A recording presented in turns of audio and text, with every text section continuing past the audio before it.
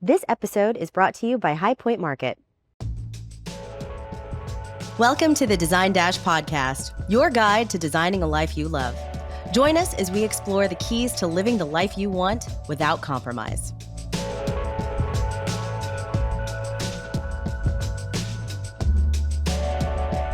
Hello and welcome to the Design Dash podcast. I am your co-host, Melissa Grove. I'm here with my co-host, Laura Umansky. And today, our one question, I'm sure everybody's going to be interested in this because this happens all the time. But when there is an issue on a project, do you tell the client before you fix it? So I'm going to toss this over to you, Laura, because you are the designer here. And I think one of the things that I've always noticed is that designers, as glamorous as it is, you guys are problem solvers. That's your issue fixers. So when these things happen, where does the client conversation come into that? That is such a tricky question, and it depends. Okay. Just like everything else, it just depends. Depends on the scale of the issue, the cost of the issue. So, and it may be counterintuitive because you would think like, oh my gosh, this issue is going to cost a fortune. I can't tell the client yet. For me, if it's an expensive issue, I want the client to be able to weigh in on the solution. Yeah. And I never, no matter what the scale of the problem is, I never just go to the client and dump it on them. Yeah. Right. I'm never like, hey, by the way, your brand new wolf range was stolen from the site. I don't know. I mean, it could be anything, right? And that would ultimately be a builder issue. But I always go to them with solutions. Right. And there are plenty of times when we just fix things behind the scenes and they never know. Yeah. And I can give some examples of that. And you do that too on the op side, I feel like. I mean, there are plenty of times when, especially when we're in procurement, we've ordered furnishing, something shows up incorrect or broken or just not what we thought. Right. The client never knows. They don't need to deal with that or be bothered with it. We just fix it. Yeah. Right? Like, yeah, I think if I don't need a client's input and I know that like we can just handle it, we can take care of it, then we will. I mean, why burden them with something to be like, hey, this problem happened. We're going to fix it anyway. But it's just anxiety provoking, I think.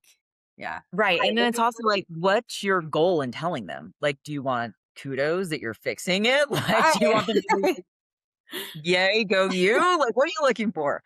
For me, I'm a people pleaser too. And so I want things to be as easy as humanly possible and as perfect for this client as we can make it. And so our philosophy in the studio too, and you know a lot about this because you wrote the book on it in the studio, and that is the guided design experience. And so I think you would agree with this, but tell me if I'm wrong. I don't want to put words in your mouth. But we're guiding them every step of the way. Yeah. And whatever we can take off of them, we want to. Right. But when does that like become an issue for like when are you withholding information from a client? You know what I mean? Like it's kind of gray. It's like, when are you really helping them? But when are you withholding them information just so you don't have to deal with it? Or like they're going to negatively react? Like, how do you know? I mean, that's a great question because I mean, for me on the operation side, so many of the things that come up, at least for us, I have to tell them. It's like, hey, you know, we're pricing items out. There's a $2,000 price increase, you know, for something that was originally $5,000. Like, that's a significant difference. We have to tell them, right? Absolutely. Yes. We can't eat that as a business. Right. And I mean, that's, you know, we haven't ordered it yet. You know, we can fix it. Like, they don't want to spend even if money you on have ordered it. Like the vendor could come back with a pricing change. Right. That is simple. Like, you're not changing the piece. It's simply a price increase. Yeah. So yeah, I think we've run into that plenty. And I used to be nervous to go back to the client and say, oh my gosh, this has increased like 100%. I'm so sorry. Now I think like, you know what? That beautiful item is not going in my house. That's not mine. That's theirs. So why am I paying for it? Yeah. I mean, that's a great point. Do you feel like a lot of designers do that? They're just like, oh, It's Yes. only $2,000. I'm just gonna Yes. yeah. Maybe, I mean, depending on the size of the budget and that the cost of that item relative to the overall budget, yes. I mean, someone may be like, God, that's $5,000 more. I guess I need to eat that because I don't want to tell the client and I feel like it's my fault. The vendor changed the price. Or maybe I missed something and I should have billed it. That that piece is not going into your house. That's theirs. So Yeah. they need to pay for it. And yes, it sucks. And that conversation is really hard. And it may make you look bad because maybe you missed it on the front end, but we're human and we miss things. So yes, I always think like in that case, transparency is the best policy and just saying like, hey, I missed this. It fell off my radar, but it's going into your home and I really love it. And here's the price difference. Yeah.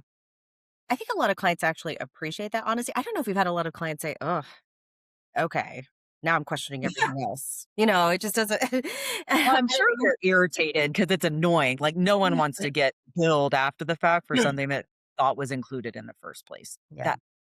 But I mean, you have to think if it was you and like let's say you're I don't know, having your landscaping done and they came back and they're like, God, I did this whole flower bed and I completely forgot about billing you for it when I sent the invoice. It had everything else, but I missed this one flower bed. Are you gonna be like, tough shit, landscaper, I'm not paying you? Yeah, no, I mean, I think that at I first, wouldn't. but I'm just like, "Of course, like, this is you Yes. provided the service, I have to pay for it." Yeah. Yeah, you made this look beautiful. There are flowers in my garden that I never would have put there myself in the first place. Yes, you provided the service. It sucks that this was missed and it's an extra $1,000, but here Well, you go. here it is. Yeah. No, totally. Right? Now Like, on the flip side for things that we don't tell the client so for me on operations, that happens all the time when it comes to scheduling. Like scheduling an yeah, install or a lighting drop or something that doesn't affect the client's move-in date, it doesn't affect their final install, it doesn't affect them because we reschedule that stuff all day long, and sometimes it right. is a problem, but it's a problem for us. It's not a problem for the client, so they never know. They never know No, problem that is, ever. no. You guys on the logistics side and planning, I mean, you could be scrambling for a week with like 10 different contractors or subs and installation teams. Client never knows. Nope. But that's what they're paying for and that's what they're trusting us with. Yeah. No. And we love to solve that for them. Like, Yeah. we're just making it easy. Yeah, and I wanna make sure that all of that is scheduled before that final and then, of course, like, every once in a while, we do have to move an install date, and then, of course, the client has to know, but it's usually a very easy Yeah. conversation of, "Well, this contractor can't get it until this time," or, "We need to wait for paint to dry before this happens." Like, it's never s I guess I just want to be as transparent as possible in that kind of scenario because the client's first question is, "Okay, well, why?" 'Cause I have Yeah. everything scheduled up until this date, and now Ugh, it's it's the moved once worst. and it is the worst. It's awful. I hate it, but it's just one of those uncomfortable conversations that you have to have. And in my opinion, that's one of those conversations that you like, do you have the conversation before you fixed it? In that case, maybe because Yeah, they need to know like, hey, this person canceled. I don't yet know when they're going to reschedule. right. Because if the client's moving a bunch of stuff around on their end, they need to know sooner rather than later this is not happening. Yes. Yeah. So we may not have solved it before we need to give them that information. Yeah, but we do always try to solve it, I mean, as much as we can. What are some things on the design side where you're just like, "Okay, this is an issue. I'm gonna solve it first, obviously, before I bring it up to the client." But what are some Oh gosh. There's so many. Yeah. A lot of different things, especially in construction. Oh, sure. And that's why your builder partners are so important and the architects that you work with, that they are collaborative and team players. Yeah. Because the worst thing to have happen is like there's an issue and finger pointing starts Mm, and throwing people under the bus starts. And it's like every man for himself. We don't do that. So we want the people we work with they are also interested in guided design experience and they want it to be best for the client. Um, we would solve things behind the scenes. Like, let's say there's I don't know, you're doing a renovation and you open up the wall and it's messed up. And like, you're like, oh my God, none of us anticipated this. yeah. We want to solve that together as a team and then offer those solutions to the client and like pricing along with it. Like, hey, here's the issue. here are two possible paths to solve it with costs. And then we're not just dumping it on them. We're Right. giving them options. Right. That's one example. I'm trying to think like if we have to make substitutions, something gets discontinued. Yes. Yeah. That happens all the time. And we do have in our contract that we can make a substantially similar selection that Substitution. will like if it's a white linen from Kravet versus a white linen from Schumacher and they are the same price and they look very similar, we can change those without permission. We oftentimes still get permission just in case, unless it's like that client would never know the difference. Like they're so similar. Um, we have made design changes without involving a client to try to make it easier for them, and they didn't know it was changed until we installed. That did not go well. Oh, That was a very big learning experience for me. That don't do that yeah. because clients don't like that. They don't like to show up and they're like, "What's that piece?" And I'm like, "Well, the other one was discontinued, and I felt like you'd like this one." Oh, No, we work so closely with our clients. They approve every single thing I'm before it goes assuming on. this happened very early in your career. So it actually didn't. This Oh. happened during COVID. Oh. You Oh. remember this Yes. client. Okay. Yes. Yes. And so we were and it's not that we replaced the piece. We couldn't like everything was way delayed during COVID. Things Yeah. were just taking forever, especially less expensive or more economical pieces that came from overseas. And so we selected pieces in stock to place into the home during the first installation that would be temporary pieces until the main pieces came. We were doing that just like, oh, this is solving the problem. We're not going to bother this client with it. Client did not like showing up and not seeing the piece that was ultimately going to be there. Yeah. Did we eventually put the right piece in and we wanted them to have something in the interim that they could use at our expense. This was not at Yes. their expense. They still did not like that. And so I learned my lesson on not telling clients that things like that are happening. Like, hey, this lead time's pushing out. We're going to get a stand-in piece for you for right now. So yes, that did not go well. Oh, I know. I'm getting an eye twitch. I remember now. Now I know exactly what you're talking about.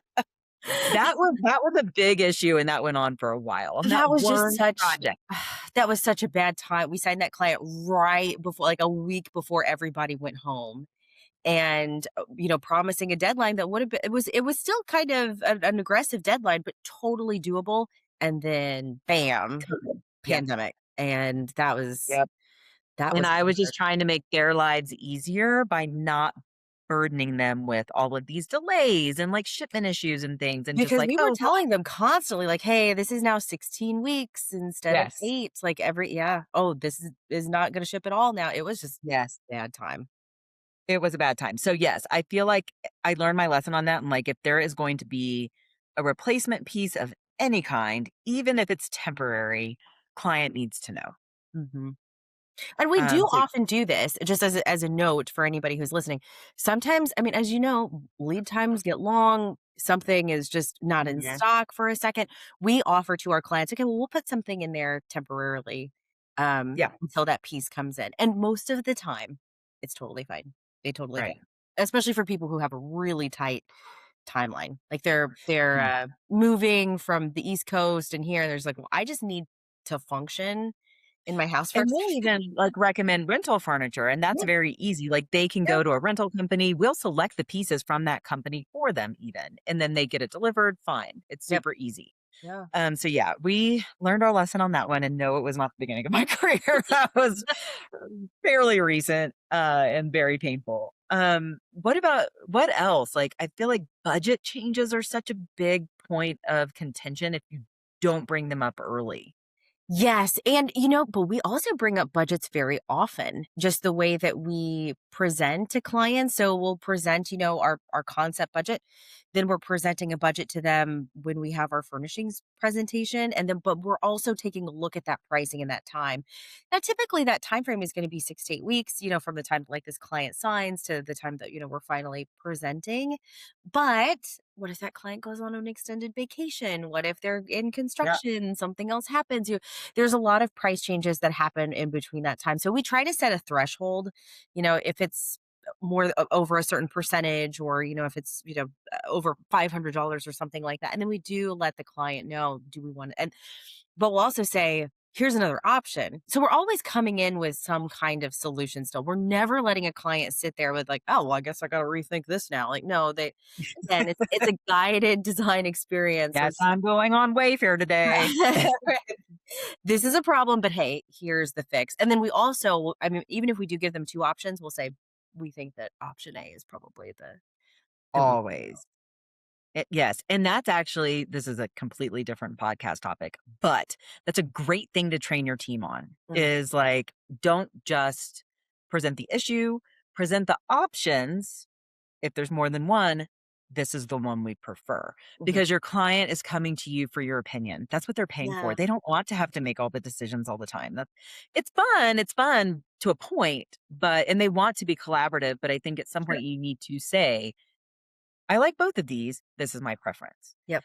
Um, I sometimes can say like, "Hey, I'm showing you 2 options because I really like both, and honestly, we could just like Either flip way. a Yep. flip a coin and that's it. It doesn't matter. They're both great." But most of the time I'm like, option A is my fave. All right. Well, I have a big question because maybe this happens sometimes, not often.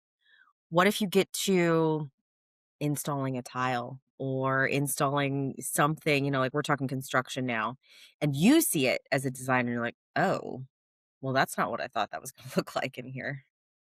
Okay. It depends, because if it wasn't what I actually thought it looked like, but it still looks good and it's like fun design surprise, then great. Then I will tell them, "Hey, this is a fun design surprise.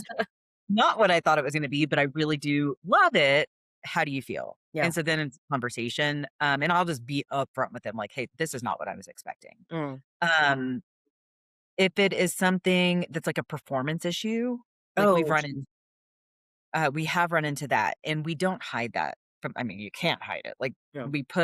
we use cement tile, which patinas over time and changes and, like, wear and tear, and it's supposed to. That's the look. We used it in a laundry room for one of our favorite clients and didn't explain to them how it would patina over time. And this has happened probably with almost every designer early in their career, where they're like, "I'm gonna spec this gorgeous finish." Oh, caveat, it's a living finish and I didn't know. Mm. Surprise. So we actually ended up taking that tile out because it wasn't going to perform the way they wanted it to. Yeah. And so we ate that. Yeah. Yeah. We don't do that often though. We don't have to, because I feel like once you learn that lesson once, let's hope it's not that expensive. Once you learn that lesson once, you don't do it again. And then I think you just figure out, what do I need to share? What do I like? What information do I have to share with my client? Right. Yeah. I think sometimes there's a lot of stuff that we take for granted, Yes. the homeowner will just not know until something Yeah. happens. Don't assume they know. Give them every bit of information. Hey, this powder room faucet is a gorgeous brass. It is a living finish, meaning it's going to patina over time and it can look like this. Here's a picture of what it's going to look like in 2 years. Yeah. Sign on the dotted line. Yeah, because that's very different than like a brass that is just going to stay like it is today forever. Well, not forever. Nothing No. stays forever. But, Yeah. you know.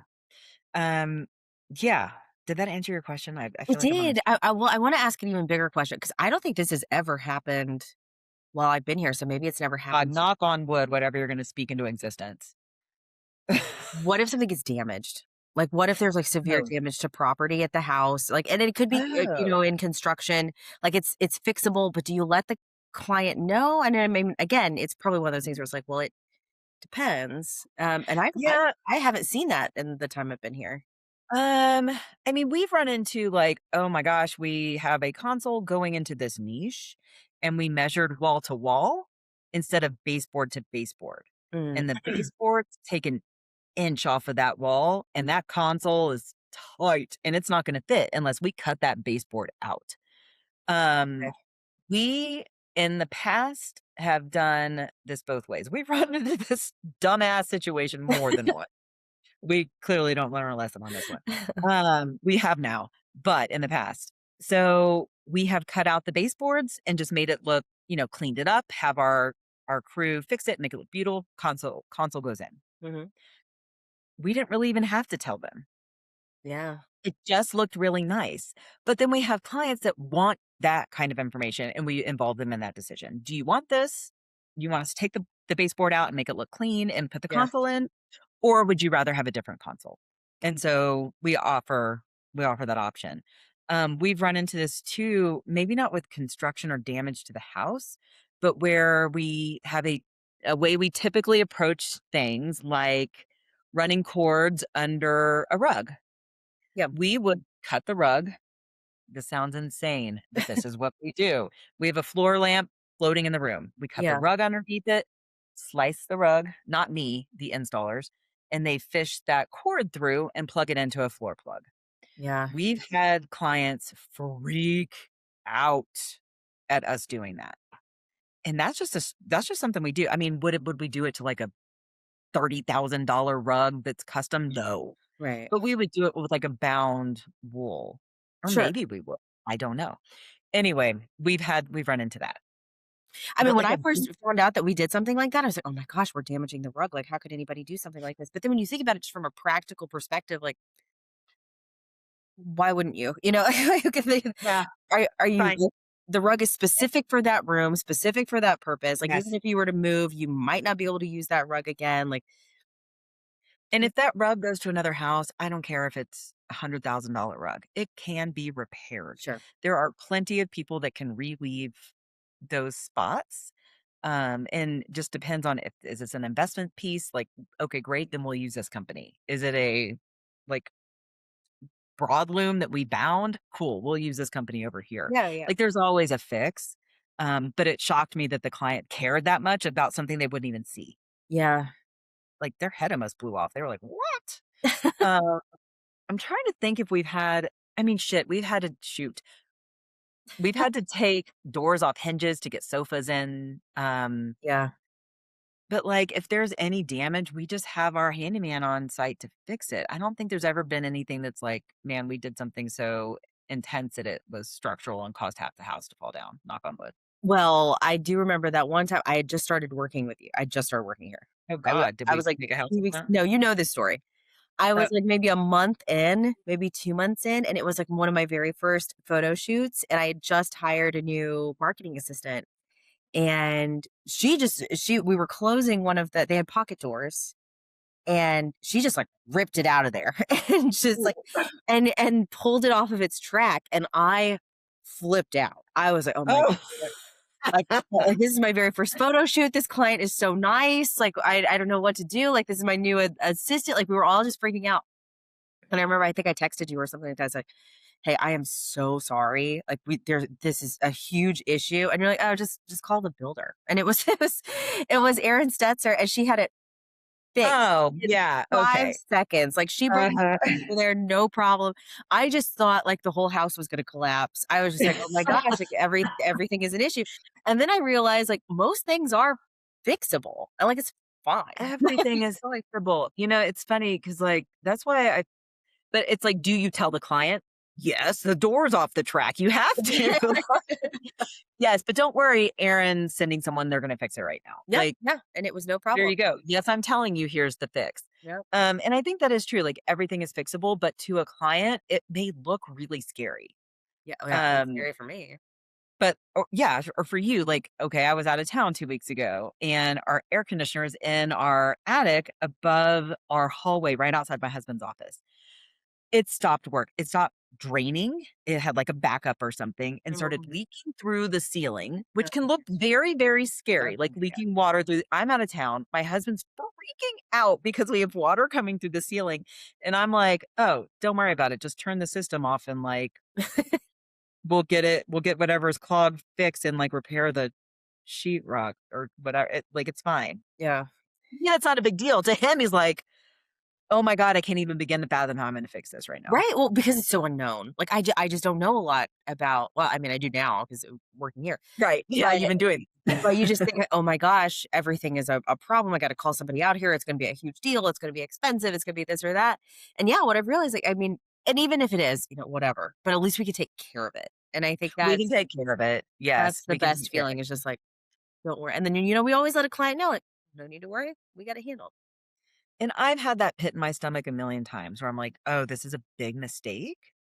Not only do I have to tell the client about it, but then I got to pay for it because it was our mistake. Yeah. Um, and sometimes they've been expensive mistakes. We had one last year that was like 5 figures expensive. Mhm.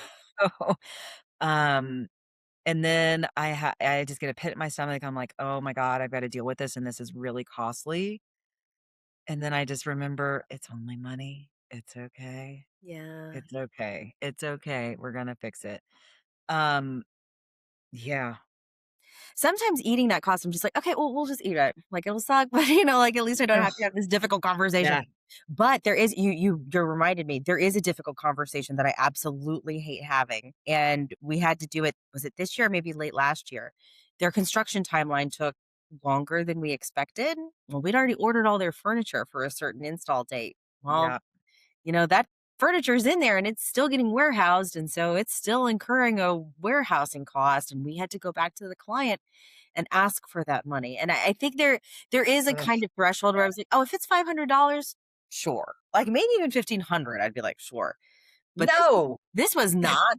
This was a lot more expensive than that, and so we had to go back to the client and tell them, and that's a really difficult and maybe it's a little bit easier because it wasn't entirely our fault, Well, but no, I mean, it's a construction timeline that the builder had a delay and it got pushed yes, back. but we also never blame it on anybody else either. We will just say, "Hey, No, this is the situation.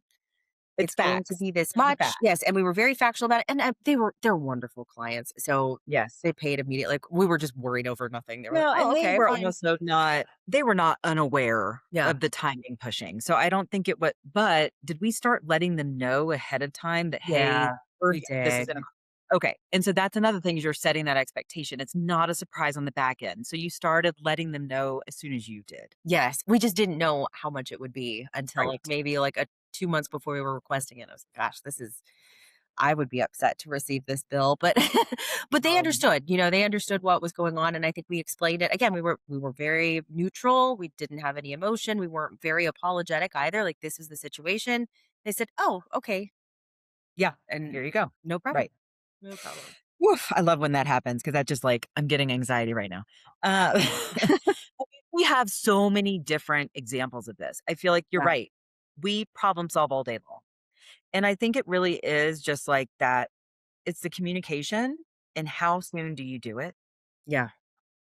It's situational. It's Oh, different every time. And it's like relative. Like how much is it gonna cost to right, fix something? And how much notice you need to give your client that it's gonna be expensive. So right, and how yeah, many but with days does it take us to determine a fix? Because sometimes it's not something I can oh, figure out in sometimes it could 24 take a hours. month, 2 months. It could Yeah, take time. Yes. But I would love to hear from you, everyone listening, if, like, you have run into a scenario where you have either made a mistake and you should have told them and you didn't, or share with the group like, "Hey, this is my process and it works every time." We yep, would love to hear from you because this is something we all deal with, every single one of us. I don't care if we were a solopreneur or a team of 20. Like, we are all dealing with this day in and day out and making decisions as business owners and as design team and as operations team, like, ugh, it's a lot, man. yeah. Luckily, the most recent ones have been good, but man, like, when it's a as long as I've been doing this, it's still hard to have that conversation. Like, I'm sure it's It still hard is. for you. Like, a difficult conversation is a difficult conversation. I don't think it It matters how long is. you've been in this business. It sucks. Nope. That's why I write myself a little note and I prepare and I'm like, "Don't deviate from this. Say these things." Or like, "Pass the salt, pass the salt, pass the salt." That's what everybody says. I'm just like, "Okay." Yeah, yes, just here are the facts, here's the situation, here's the solve. ball is in your court. Yep. Now I'm going to be quiet. And sit back and shut up. Yep. So anyway, ping us. We'd love to hear from you. And I hope this was helpful and that you are not running into any of these situations and you have just swimming time and it's so easy. That's my wish for you. Yes. I know that won't happen, but that's what we're here for. Thanks for joining us. Bye, everybody. Thank you for listening. Make sure to check out our next podcast coming live next week on Spotify, Apple Podcasts, or wherever you get your podcasts. In the meantime, you can find us and more wonderful stories like these on designdash.com. And make sure to follow us at Design Dasher on Instagram and TikTok. Till next time.